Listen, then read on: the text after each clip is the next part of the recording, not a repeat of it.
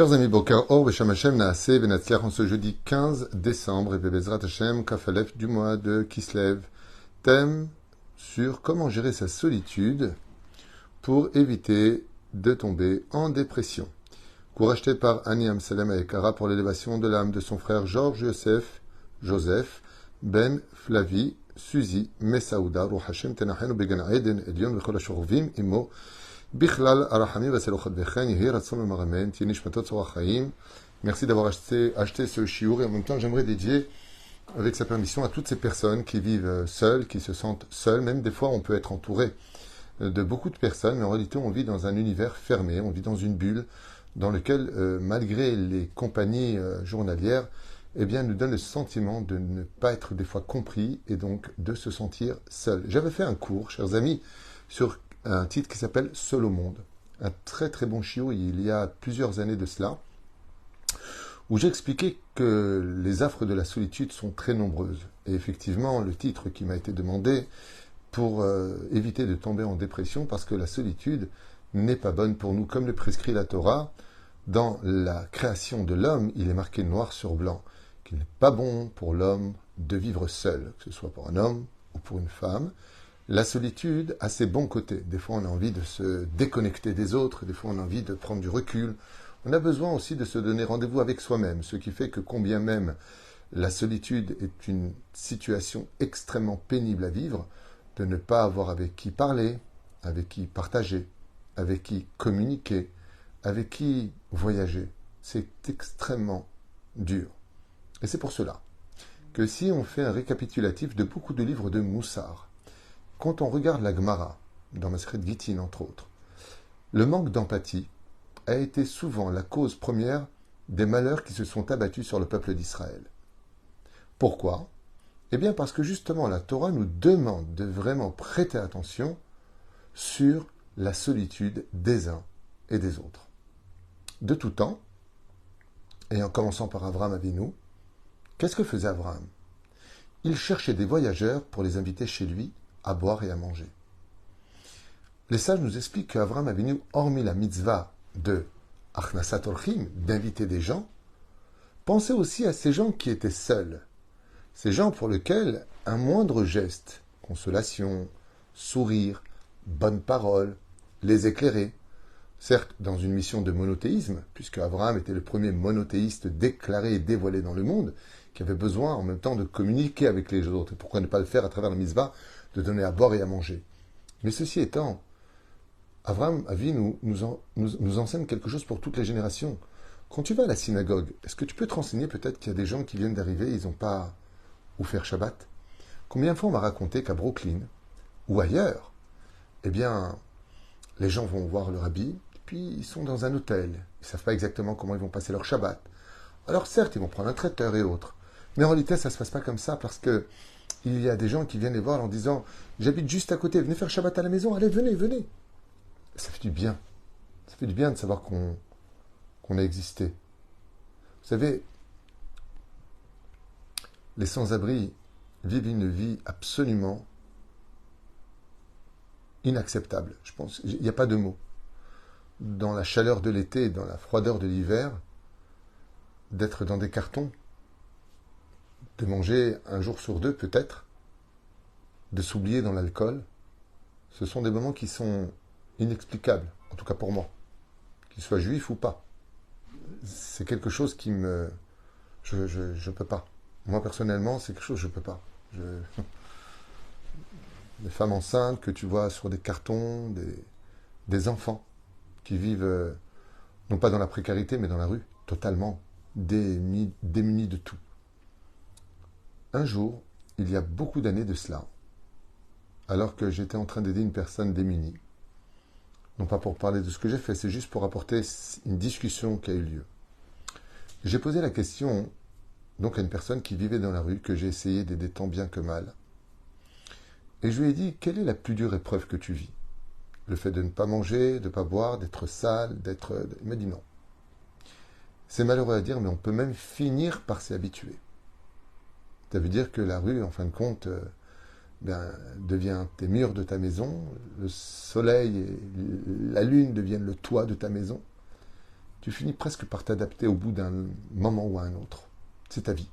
Ou tu l'acceptes, ou tu la réfutes. Mais c'est triste. Alors je lui dis, qu'est-ce qu'il y a de plus dur au monde? Et la personne m'a répondu, ce qu'il y a de plus dur au monde, c'est d'être totalement inexistant et transparent au regard des autres. Tu peux être en train de souffrir d'une grande douleur par terre, et tu vas avoir 1 millier de personnes qui vont passer juste à côté de toi.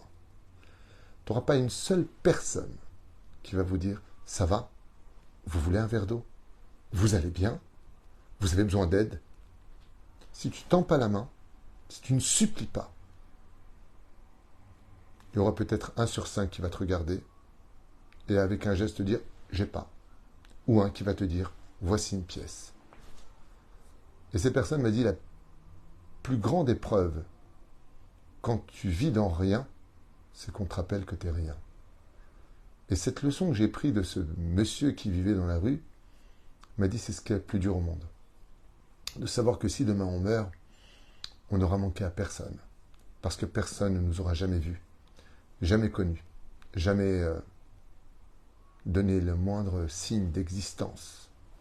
Alors que cette situation ne se vit pas que quand on est à la rue.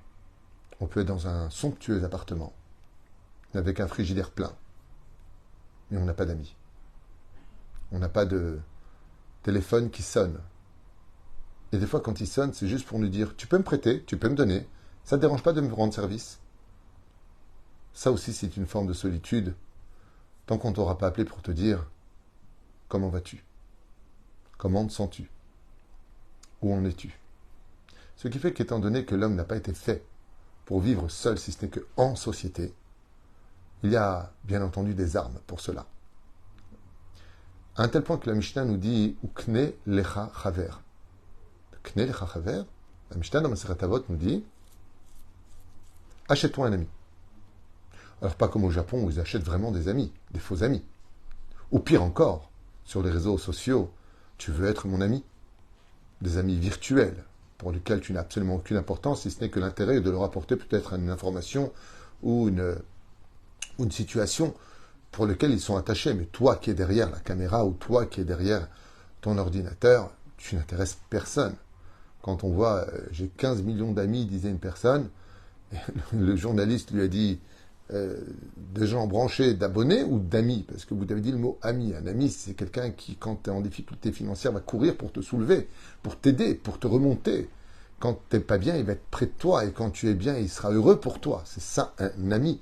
Comme le dit d'ailleurs la Chassidoute, un ami, c'est celui qui sait tout ce que tu n'aimes pas et tout ce que tu aimes.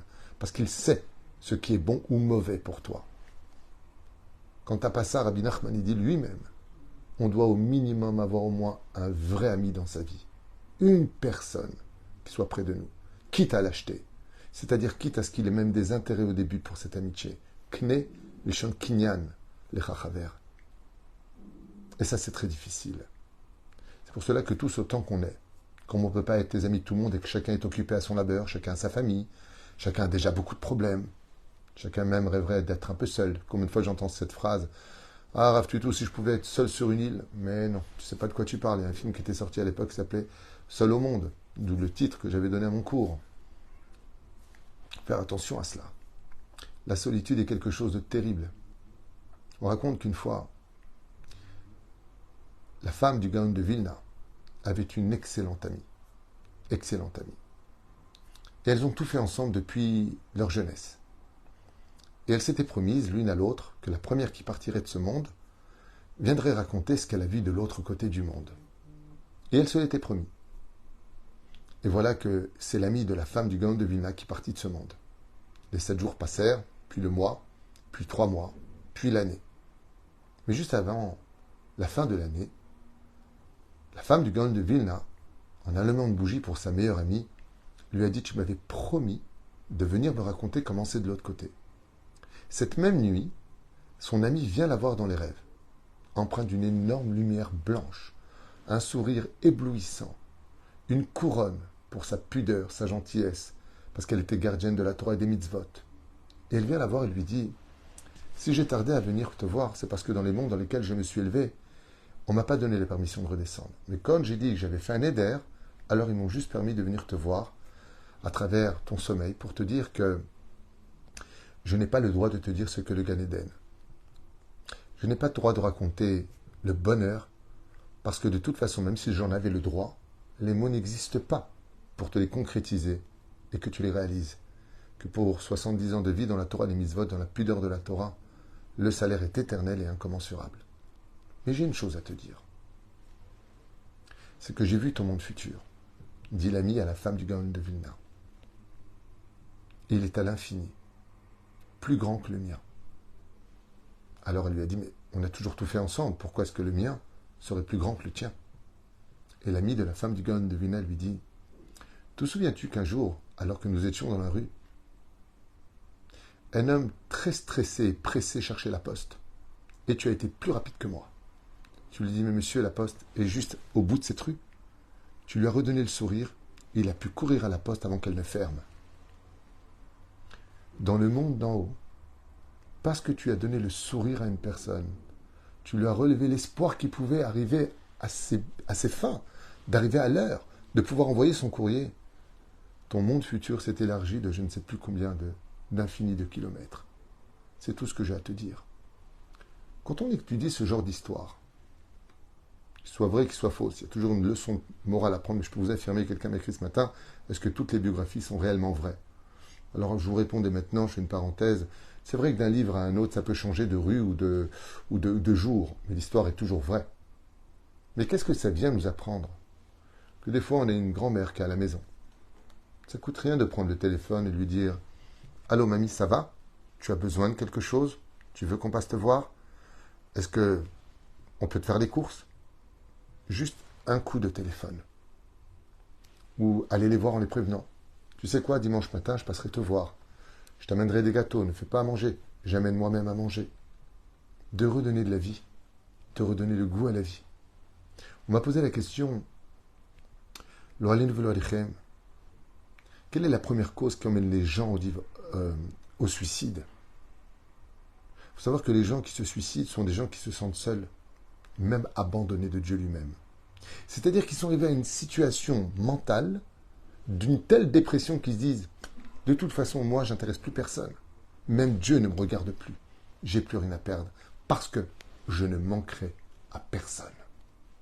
Parce que je ne manquerai à personne. Je veux plus déranger les autres. Je ne veux plus être celui qui soit le poids des autres. Alors je préfère me retirer. » Qui est réellement coupable? Celui qui est rentré en dépression ou celui qui aurait pu être celui qui lui évite la dépression?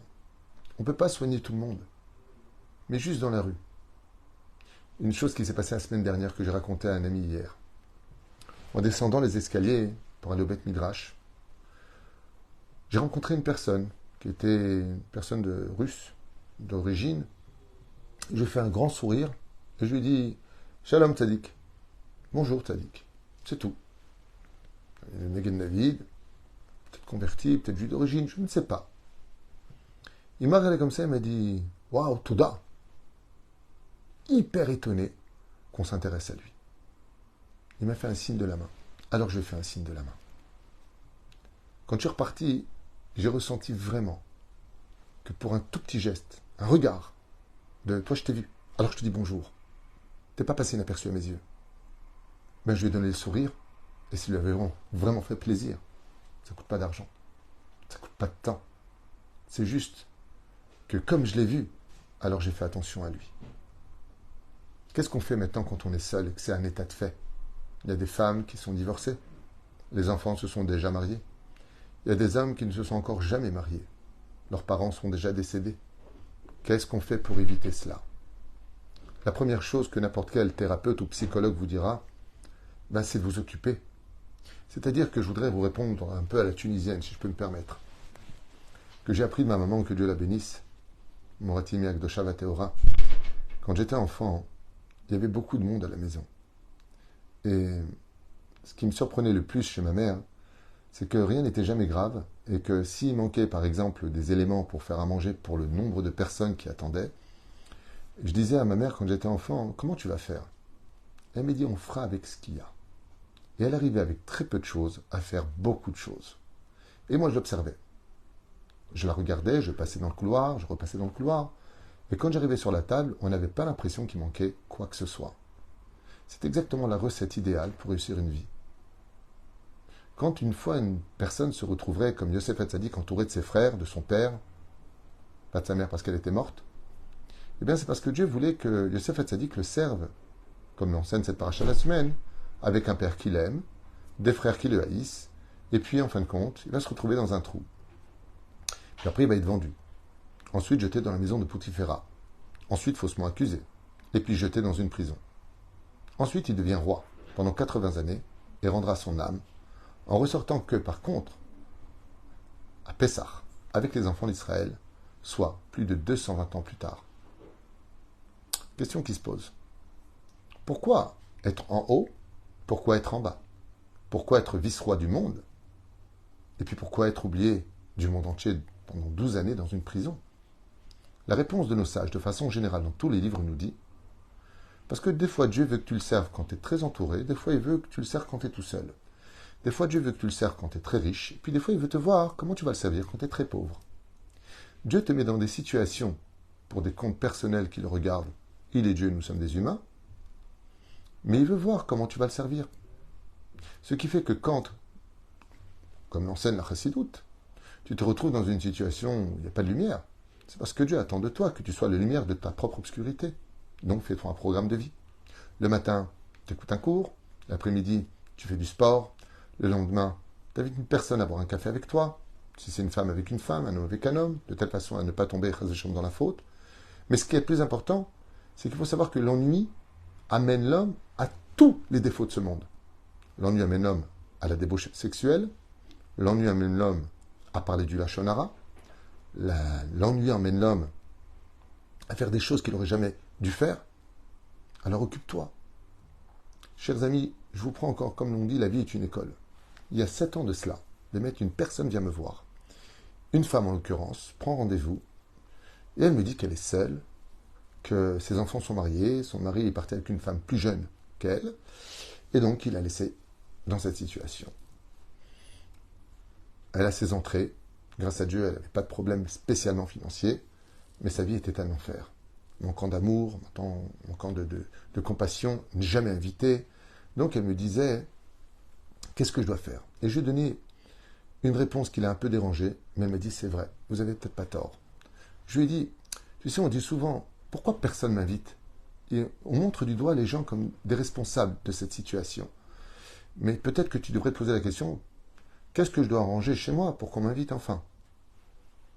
Un jour, je posais aussi une question à quelqu'un, je lui ai dit, vous avez des cousins, des frères et des sœurs, pourquoi vous n'invitez pas le Shabbat? Il m'a dit, parce que chaque fois qu'ils viennent, ils se prennent la tête, ils jurent, c'est un mauvais exemple pour les enfants, et ils s'humilient les uns les autres à table. Nous, on n'a pas l'habitude, on a l'habitude de passer le Shabbat dans les champs, dans le respect, et eux, ils se disputent tout le temps, on n'a pas envie, ça nous pourrit le Shabbat. Des fois, c'est pas tout le temps celui qui t'invite pas qui a tort. C'est peut-être que toi aussi, tu dois ranger certaines midotes, peut-être que tu devrais aussi être plus souriante, plus sympathique, peut-être ne pas piquer. Ou alors peut-être, excusez-moi pour le mot, très vexant, plus intéressant. Que. Et la reine, j'avais dit à cette femme, vous savez, vous avez un côté artistique. Pourquoi ne commencez-vous pas à les peindre? Je vous promets, chers amis, 1 an plus tard, cette femme revient et elle me montre sur son portable toutes les peintures et elle s'est découverte qu'elle était faite pour être une artiste. Des peintures magnifiques. Elle était montée dans le Golan. Elle a commencé à peindre des ruisseaux, des lacs. Et elle s'est rendue compte que Béhémet, elle adorait ça, que c'était devenu une passion, et que le plus marrant de l'histoire, ou plutôt le plus surprenant, c'est que sa solitude est devenue son meilleur ami, parce qu'elle avait besoin de s'isoler pour se concentrer et se confondre dans la nature pour l'exprimer à travers une toile. Et c'est ça qu'on demande à une personne. Si tu veux pas rentrer dans la dépression, vis ta réalité. Ne vis pas dans l'utopie. Ah, si j'avais 3 copines qui m'appelaient maintenant, si j'avais 3 copains qui m'appelaient maintenant. Ta réalité aujourd'hui, c'est que tu as un certain âge. Si tu es un homme, c'est l'occasion d'étudier plus la Torah. Allez, concentre-toi. Tu veux pas être seul? Va au Beth Midrash. Fais venir une chavruta à la maison. Aujourd'hui, il y a beaucoup d'organismes religieux qui te permettent, par le téléphone, de faire venir une personne qui viendra jusqu'à toi étudier la Torah. Tu peux t'occuper. Tu peux, Baruch Hashem, faire un peu d'exercice, faire de la marche, devenir quelqu'un qui va rentrer, par exemple, dans une association d'aide sociale, bénévole. comme le font beaucoup de gens, pour ne justement pas vieillir avant l'heure et pas mourir alors qu'on est encore vivant. Il faut que tu t'octroies un peu comme faisait ma maman. Bon, j'ai pas de coriandre, j'ai pas de céleri, alors je vais mettre ça à la place. Il me reste un peu de ça, ça me suffira pour le goût. Comment organiser sa vie avec ce qu'on a dans les mains, qu'on soit riche ou qu'on soit pauvre? Si Dieu t'a mis face à cette situation, c'est parce que tu peux, toi, la surmonter. Sinon, jamais, et au grand jamais, il t'aurait mis là-dedans. Parce qu'il y a un combat à mener, qui pour moi est une maladie très grave, parce qu'elle engendre beaucoup d'autres maladies. C'est la dépression. On n'a pas le droit de tomber en dépression. Alors, tu veux que je te dise quelque chose? Le téléphone ne sonne pas. Eh bien, appelle-toi. Appelle. Toi, tu appelles. Et si tu n'as personne à qui appeler, alors, fréquente au moins une personne. Fréquente au moins une personne. Parce qu'il y en a d'autres qui sont comme toi. Et une seule plus une seule égale plus seule. Tout simplement. Alors c'est sûr, on ne va pas faire l'aumône du cœur des gens. Est-ce que tu veux être mon ami? Mais ce qui est sûr et certain, c'est que des fois, tu ne veux pas déranger. Des fois, tu ne veux pas te sentir être un poids pour les autres. Mais de dire, comment tu vas? Dis-moi, comment ça te plairait que dimanche, on mange ensemble? Je te fais un petit plat. Ça fait longtemps que je ne t'ai pas vu. Il y a peut-être du monde à appeler. Tu peux organiser peut-être un cours de Torah chez toi. Tu prêtes juste tes murs. Puis les gens finiront par te connaître. Combien de fois je l'ai dit?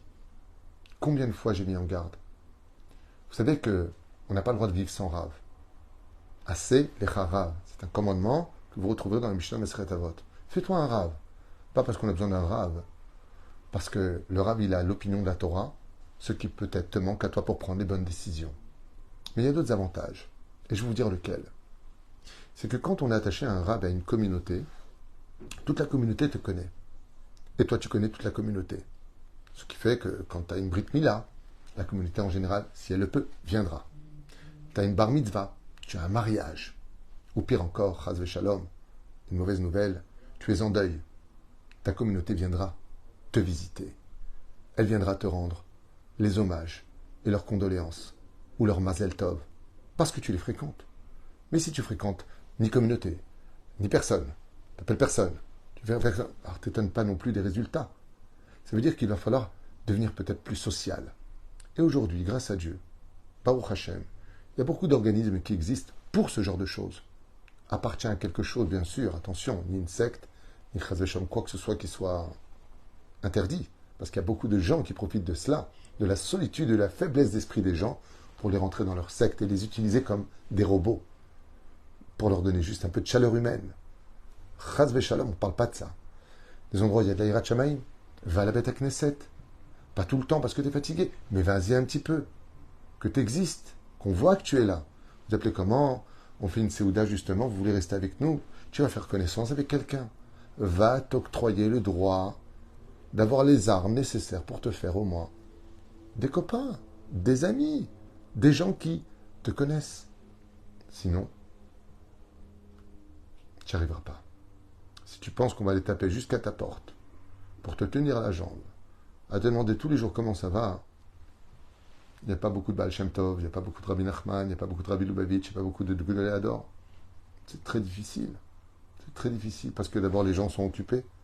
Deuxièmement, qu'est-ce qu'ils vont te raconter? Troisièmement, tu peux leur porter aussi la rasra, la remède parce que ta vie a été très dure. Il faut partager. Il faut donner. Mais pour qu'on te voie, n'hésite pas aussi d'exister. À partir du moment où Bezrat Hashem, tu commences à exister pour toi, alors on te verra plus pour les autres. Mais si toi-même tu t'es abandonné dans la dépression, pourquoi tu veux que les autres te fréquentent alors qu'eux-mêmes ont un sac de cailloux assez lourd sur les épaules? Des épreuves qui sont déjà très difficiles, ils n'auront pas envie d'en avoir plus en t'écoutant. Et la reine, comme je l'ai dit ce matin dans mon chiour, avec l'aide d'Hachem, si tu veux qu'on te voie, est-ce que toi d'abord tu te vois?